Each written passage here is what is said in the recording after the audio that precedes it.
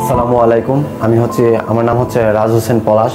আমি মোহনগঞ্জ থেকে আসছি। আমিও দীর্ঘদিন যাবৎ দাঁতের ফোলায়, দাঁতের ব্যথায় ভুগছি। রাতে ঘুমাতে পারছি না, আর অনেক যন্ত্রণাই হচ্ছে। আমি আমার একজন বড় ভাইয়ের সাথে পরামর্শ করার পর উনি ময়মনসিংহ একজন বড় ডাক্তারের কথা বলেন। তারপর আমি ডক্টর হাসিব হাসানুল উদয় ওনার কাছে আসি। উনি ল্যাবিডে বসেন। আমি ওনার চিকিৎসা নিয়ে আলহামদুলিল্লাহ অনেক ভালো আছি। মহান আল্লাহ তাআলা ওনাকে সুস্থ রাখুক, আমি এই দোয়াই করি। আসসালামু আলাইকুম, আমি ডাক্তার হাসিব হাসানুর উদয়। আমার কাছে একজন রোগী আসে মোহনগঞ্জ থেকে, তার নাম পলাশ।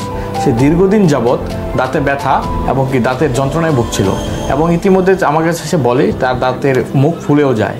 পরে আমি তার একটা এক্সরে করে দেখলাম তার দাঁতে বিভিন্ন রকম সমস্যা। সেই সমস্যাগুলোর মাঝখানে প্রথমত আমরা যে সমস্যাগুলো পাই, পেরিঅ্যাপিক্যাল সিস্ট এবং অ্যাবসেস, দুটোই আমরা তার দাঁতের মাঝখানে পাই। দর্শক, আমরা মনে রাখবো, যদি এরকম দাঁত ফুলে যায় বা পুঁজ পড়ে, আমরা সাথে সাথে কোনো নিকটবর্তী বিডিএস ডাক্তারের নিকট বা ডেন্টাল সার্জনের নিকট আমরা শরণাপন্ন হব।